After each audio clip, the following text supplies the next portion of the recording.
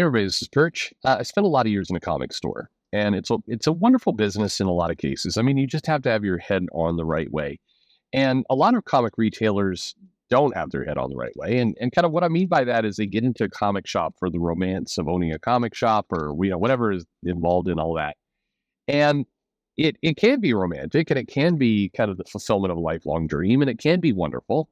But it's also a business. And I think that's the thing that in a lot of cases, jobs that have an element of romance, I mean, you could argue comic creator is like that too.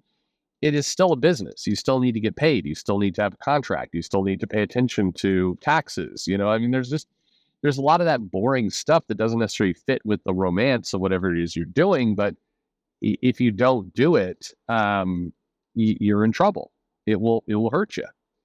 And I think that comic books and comics are kind of, my suspicion is it falls into this valley of there's not tons of money in it.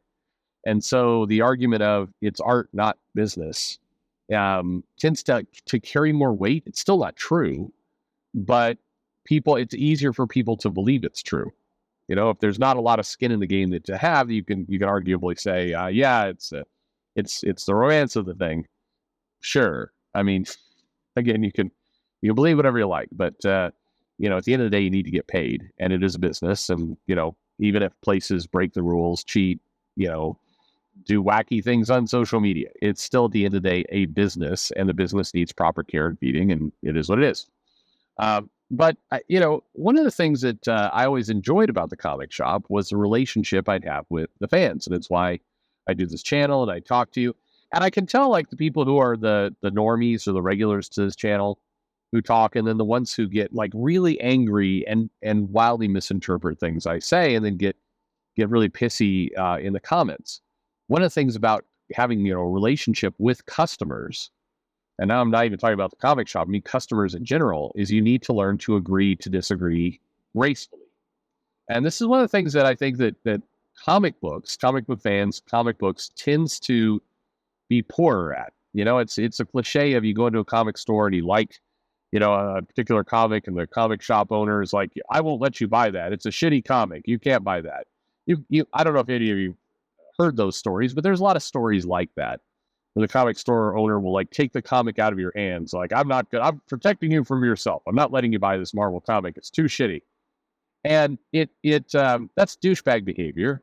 But that comics does have more of that. And so I see some of that. And maybe that's one reason why in the comments when people are like, you're out of your mind, fuck you, Perch. It's like, I don't know. I just see someone who's probably slightly autistic and, spazzing out like a lot of comic fans do over something that, that's really not the way you behave in real life, but people tend to get more emotional. The same thing goes for people who are buying comics or not buying comics. And so this mail kind of, leads into that. It says, hey, Perch, I know you ran a comic shop. Actually, technically it said hello, Perch, but I was just so used to saying hey, Perch. So there you go. I'm editing your mail. Fake news.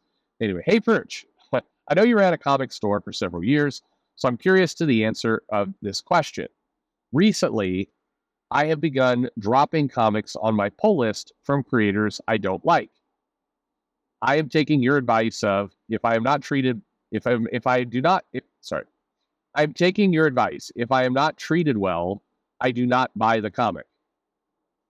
However, I feel very awkward going in and removing comics from my pull list. Up until this moment, I've never done that. Comics either naturally end, or I just keep buying them because the run usually gets better over time if it hits a low spot.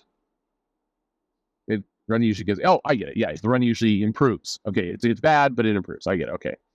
But this is the first time where I've had to go in and tell my LCS that I am not going to buy a comic.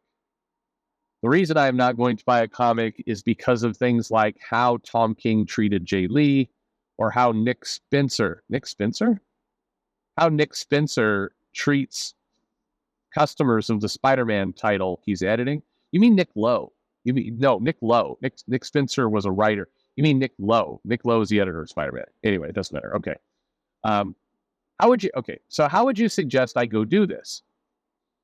Should I just say I'm dropping the title, or should I explain why? Curious to get your thoughts on it and what other people would do to you. Um, thanks again for your show. Okay, some nice words. Thank you very much. So you know, here's the thing, and by the way, this is another kind of misnomer on this channel. When I talk on this channel, I am telling you what I believe.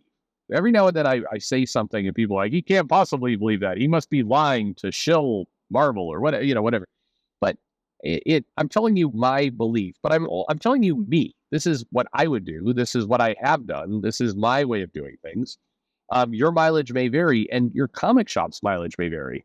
I can predict or guess what your comic shop will do, and so I can give you that advice as well, but I'm not really speaking for anyone but myself. And that's always true for all these videos. This is my point of view, and this is an educated guess or opinion or strategy based on what other people would do. So for me, when people have come into my store and have dropped a title, generally speaking, I am interested. I'm generally interested into why they're dropping the title. I'm interested because there may be some data there that would indicate why other people might drop the title, or if there's something that should change my ordering patterns, whatever. I'm interested in the information. Now, some information is more valuable than other information. So if you come in and go, I'm dropping this title because the art has really gone downhill. I don't know if the guy's inking his own stuff now, but it's not as good as it used to be. Okay, good information. Things like Tom King harassed Jay Lee on Twitter, it's less interesting. It's still interesting, but there's that one's kind of, it's not as clear cut as, product quality has decreased. The art has gotten noticeably worse. Okay, that's a very tangible thing, very easy to understand, very easy to wrap your arms around, simple. Tom King being rude on Twitter. Well, some people will care about that. Some people won't care about that. The majority of people will never know.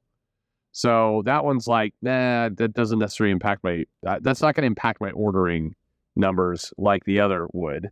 Now, if lots of people come in and say that, okay, now the thing is getting traction. But believe it or not, I mean, even the Gerard Way stuff, I mean, like even some of the other things that were happening in comics, a lot of the online news behavior, stuff that would happen never made its way into a comic shop. This includes stuff like, Eisner Award winning or Ringo Award winning. I don't, the amount of people in a comic shop that give a single shit about who won the Eisners is zero. Like nobody cares. And so I think that is, I think all that kind of, comic extra stuff that happens online, whether it's negative, whether it's somebody spazzing out, or whether it's somebody winning the Eisners or any of that, none of it really moves the needle ever in the comic shop. It's really about, the story. Is it hot? Is it in the middle of an event or a crossover? Is the art good? I mean, it's that kind of stuff that moves the needle. It is never the it's almost never the online stuff. Now that doesn't mean you completely ignore it, but anyway, for me that's my assumption. Now keep in mind, I'm interested in hearing all of it. I'm interested in understanding why. But my suspicion is most comic shop owners won't be interested. They'll just see it as kind of the way they're going to view this is, I used to make a sale off this guy. I used to make $4 and, or whatever my margin is. I used to make a $1.25 off this comic for this person. And now this person is not buying it. I am no longer making my margin. I need to go find the money somewhere else. And that's where their head goes. So they don't really care. Like most is my observation. You'll hit comic shops that absolutely do care, want to hear what you have to say, want to really listen. And those are good shops. Hang on to those. Those are good owners who are thinking the right way and, really want to listen to you. And I think that's a great thing. But many will not. Many will just be like, all right, $1 gone. Where do I go now for another $1? That's how it's more transactional. So you just got to know your store. If the guy doesn't care, then I would say the thing that is rude, I don't know if that's the right way to put it, but that nobody appreciates, we'll put it that way, is if you stand there and you lecture the comic store owner for a long period about why you're no longer giving him money. The comic shop owner doesn't want to hear it. I mean, you can argue that, but they should listen to customers. Sure they should, but it still is more of a pain in the ass than anything else for people. They don't feel good. It doesn't. You're not helping them. They're more trying to figure out how to make a rent. It's just that's where their head's at. Maybe that's an ugly thing to say, but it's true. So if you're going to sit there, and I would be cautious because I've had this happen to me plenty, where the customer, goes on a pseudo lecture / rant about why, a creator was a dick. And we're not the creator. We don't have any ability to call a creator up. I think some people think that. It's like, excuse me, John Byrne, you were an asshole at this last convention. And Tom over here is really upset about that. And, you really need to do better. That's not how it works. So just, I would be aware, at least on some level, just be aware of like, who are you talking to? And do they, are they interested in hearing this or not? It's not the end of the world if they're not interested in hearing it. It's just truth. It's a business. They're hustling. You can't knock them for that. So that's my answer to you is I would just, definitely say, hey, I'm dropping the title, give them a heads up. But whether they listen or not, it really doesn't, put it this way, this would be a weird way to think about it. It really shouldn't matter to you whether they listen or not. You're not buying the comic. You've dropped it. You made your financial decision. You've given the heads up, so they're not out money. They're not continuing to order something for you you're not going to buy. So that's good. That's kind of your responsibility. Beyond that, unless you're dealing with somebody who wants to know more, and that's an awesome person if you do, I think, you're done at that point. Just let it go. But don't sit there and too many comic fans do really want to they want to lecture you a bit, and that's very tiresome. I'm just saying. All right, there you go. That's my answer. Thanks for listening.